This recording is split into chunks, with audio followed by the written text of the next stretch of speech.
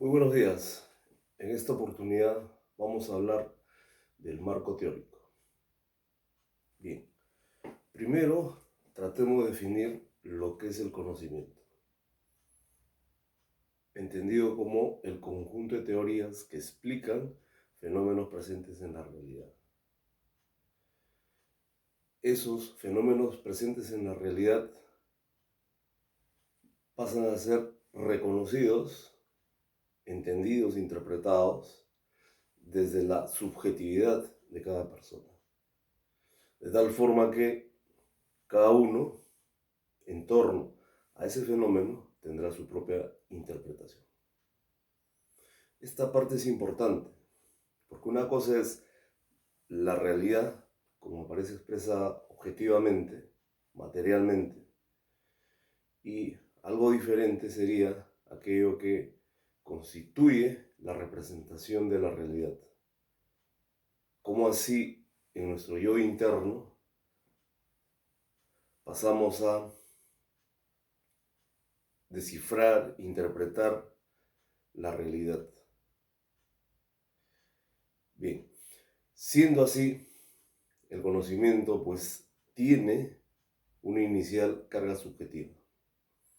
Cada uno trae creencias propias, percepciones, intereses, preferencias, de tal forma que ese inicial acercamiento a la realidad pues moldeará o será moldeado desde esta carga subjetiva.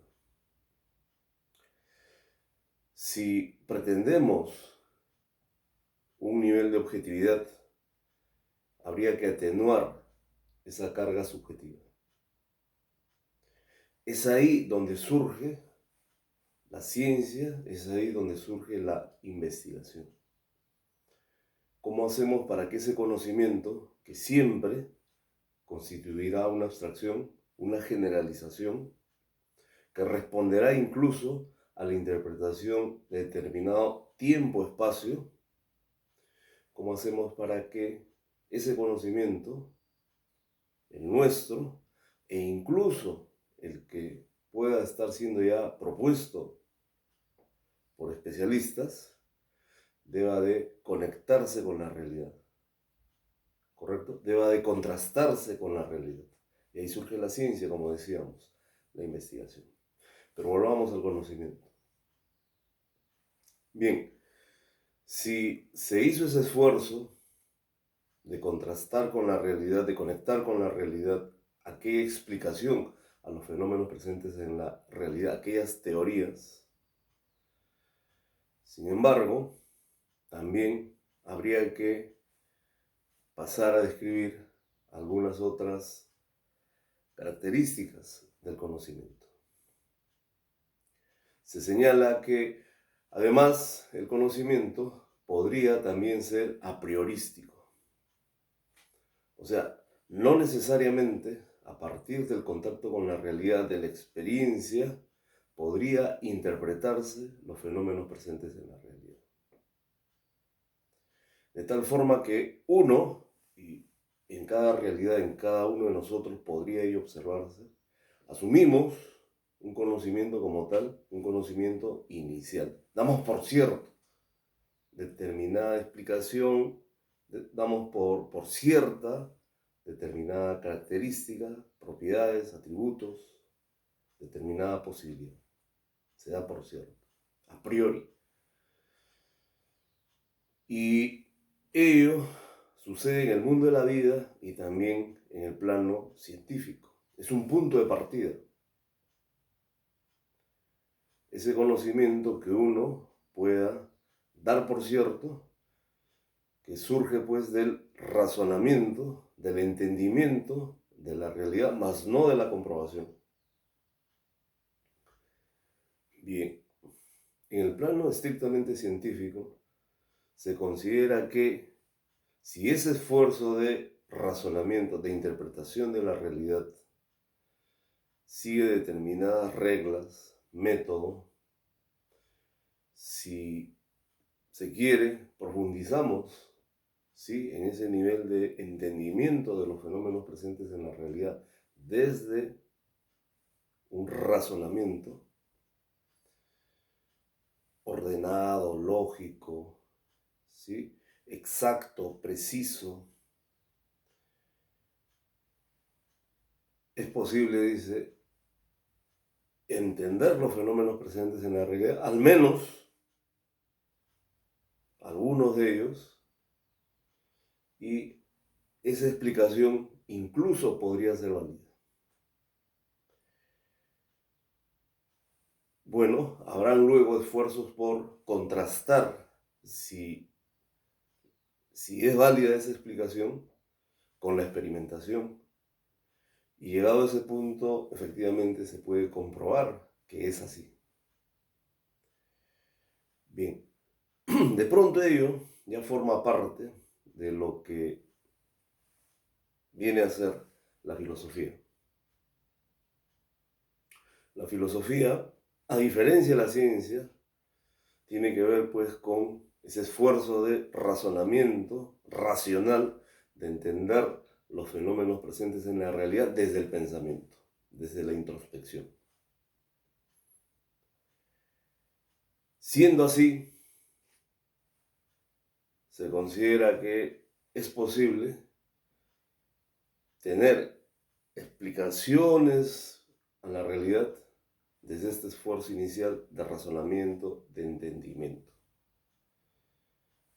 Con esas dos posibilidades. En el mundo de la vida, todos activamos ese recurso, ese conocimiento previo y hasta las nociones que nos permite de pronto conectar con otro conocimiento un poco más desarrollado, más completo. Y ya en el plano científico e incluso filosófico, de pronto ese esfuerzo de razonamiento con más rigor, con más profundidad, dice que sí posibilitaría entender algunos fenómenos presentes en la realidad.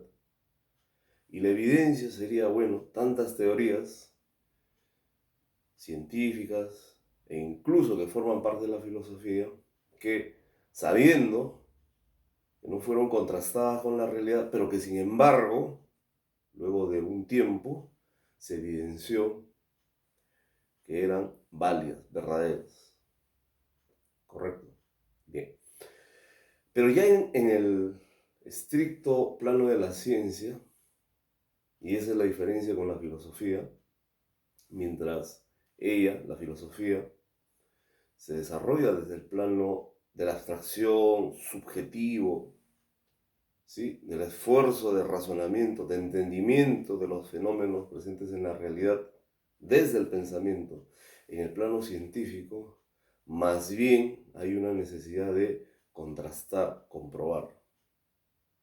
Ciencia, en tanto, se compruebe, se contraste ese conocimiento inicial, ese punto de partida que se tuvo. Y de ahí surgirá pues la conclusión, la tesis, la afirmación, la validación, la comprobación del conocimiento. Entonces esa diferencia sería importante resaltarla.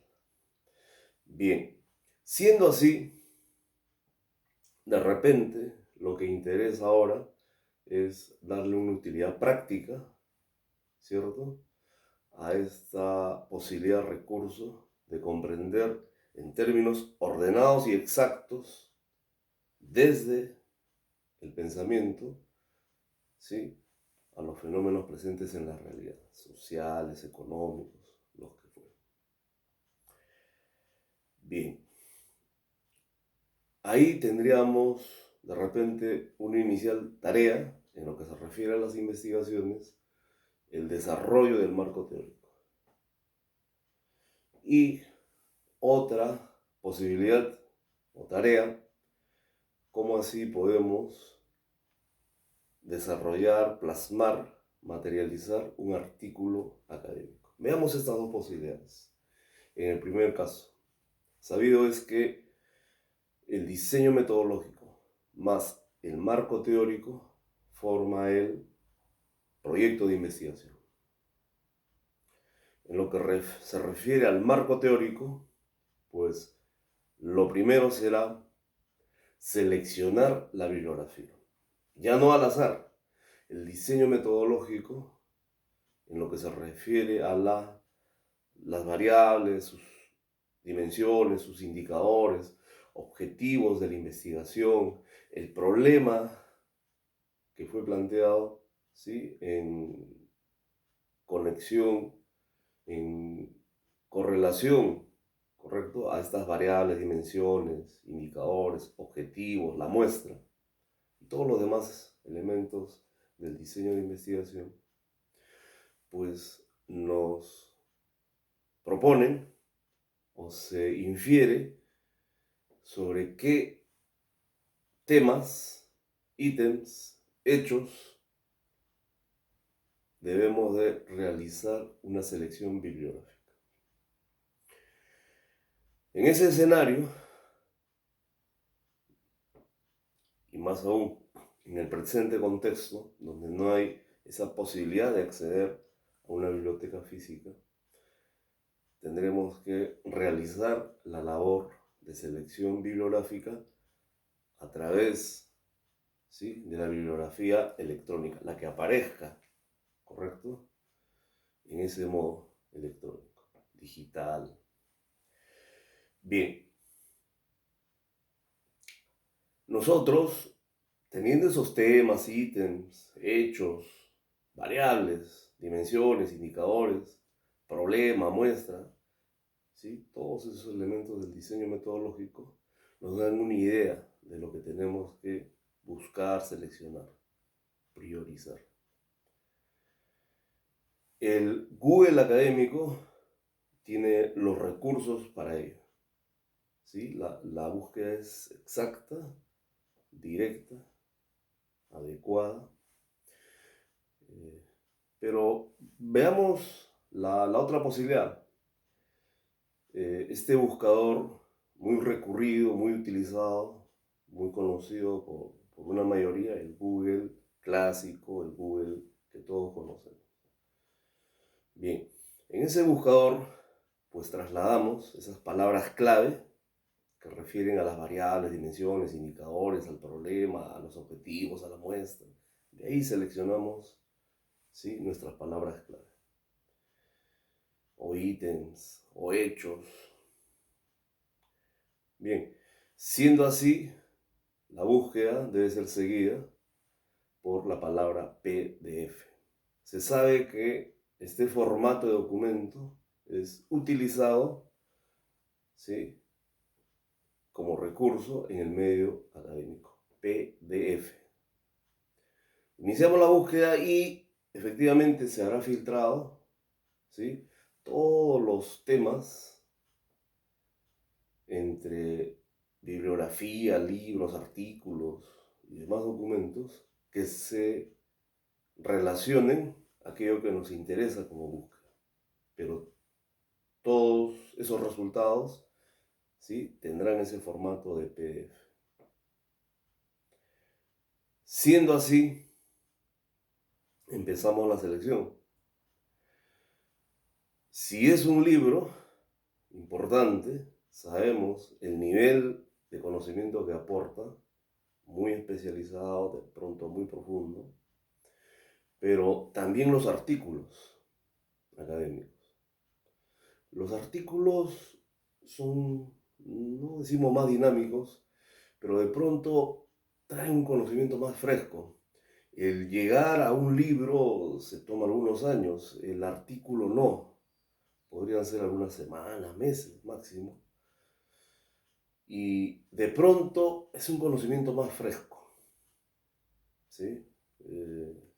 Más accesible, más reciente, más manejable.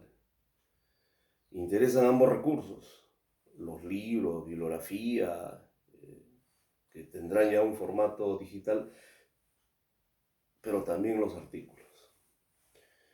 Si no tenemos idea de algunos autores iniciales, bueno, en la parte de bibliografía que se utilizó o se sugiere al final de cada artículo, pues aparecerá un listado de qué autores especializados en esa temática han sido consultados o deban de ser consultados. Si en los demás artículos se empiezan a reiterar algunos autores, alguna bibliografía interesante, de pronto uno de ellos resalta, es el más citado, es el más de repente adecuado, ¿sí? Que tiene la explicación, el conocimiento que sirve a esa temática en particular. Acudimos a la fuente inicial, que muchos seguramente recurren. Si se consigue ese formato digital de ese autor muy reconocido, ¿sí? En distinta bibliografía, bien. Pero ante la dificultad de encontrar, ¿sí? Esa bibliografía en particular, bueno, tendremos alternativas. Alguna de ellas aparecerá. Y de pronto, ya en el formato de un libro, una bibliografía que tiene esas características, ¿sí? Es alta la probabilidad, es alta la probabilidad. Bien, esta inicial selección será un primer paso importante. Tendremos el material que nos permitirá, ¿correcto? Desde el conocimiento que aportan otras personas, entender aquello que nosotros estamos proponiendo como investigación. Bien. Siendo así, tenemos ya el texto en un formato PDF que permite resaltar, hacer anotaciones. ¿Sí? Es muy potente este recurso. Y grabar todas esas anotaciones, subrayados que se hace. La cita bibliográfica, igual trasladarla, cuidando pues de respetar los derechos de autor. Siendo así, ya estamos ante el texto.